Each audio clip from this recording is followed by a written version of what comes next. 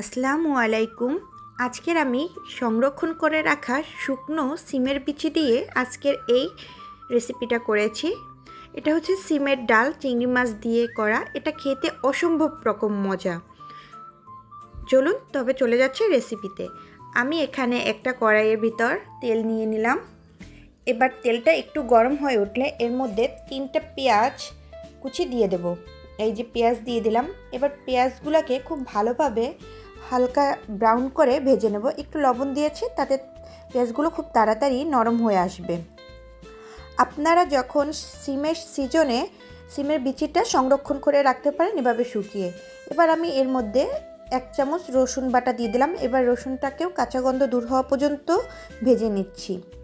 এবার আমি এর মধ্যে সামান্য একটু পানি দিয়ে দিলাম, কারণ গুঁড়া মশলা দেব, নয়তো গুঁড়া মশলাগুলো পুড়ে যেতে পারে। এবার এর মধ্যে সামান্য হলুদের গুঁড়া, 1 চামচ মরিচের গুঁড়া, এটা আপনার স্বাদ মতো দেবেন। তারপর একটু জিরার গুঁড়া এবং ধনিয়ার গুঁড়া দিয়ে দিলাম।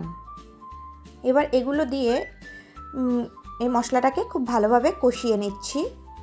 এই যে দেখুন, খুব ভালোভাবে কষিয়ে নিতে হবে।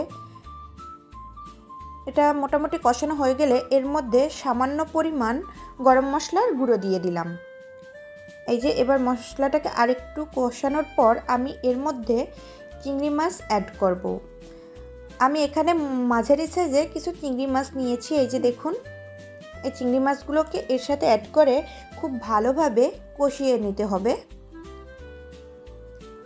যাতে এই মশলা থেকে তেলটা একেবারে ছেড়ে দেয়। একটু সামান্য পানি দিয়ে দিলাম যাতে আমার কষাতে একটু সুবিধা হবে। এই যে দেখুন, চিংড়ি মাছটাও আমার মশলার সাথে কষানো হয়ে গেছে।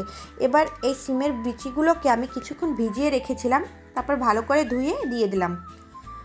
আপনারা এই শুকনো সিমের বিচিগুলোকে একটু ভিজিয়ে রাখবেন, তাহলে তাড়াতাড়ি একটু রান্নাটা হবে। এবার এটাকে আমি ঘড়ি ধরে প্রায় 5 থেকে 6 মিনিটের মতো এই মশলার সাথে কষিয়ে নিচ্ছি।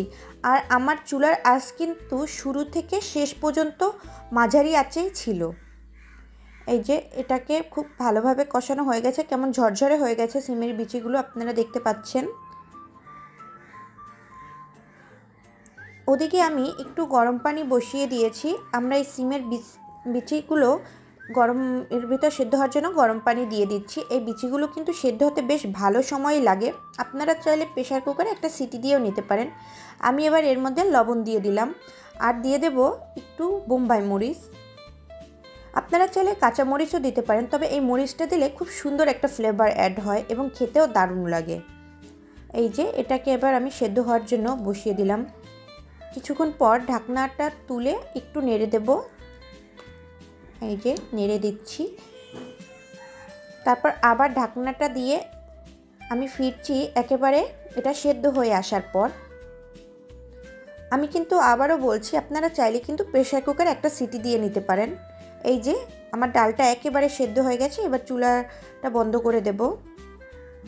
লবণ ঝাল সবই ঠিকমতো আছে। এবার এর উপর একটু ভাজা জিরার গুঁড়া ছড়িয়ে ব্যাস পরিবেশন করব গরম ভাতের সাথে। আপনারা অন্তত একবার এটা ট্রাই করে দেখবেন বাসায়, খুব ভালো লাগে। যখন সিমের সিজন থাকে, খুব বেশি সিম পাওয়া যায় বাজারে, তখন আপনারা সিমের বিচিগুলো রেখে তারপর শুকিয়ে সংরক্ষণ করে রাখবেন।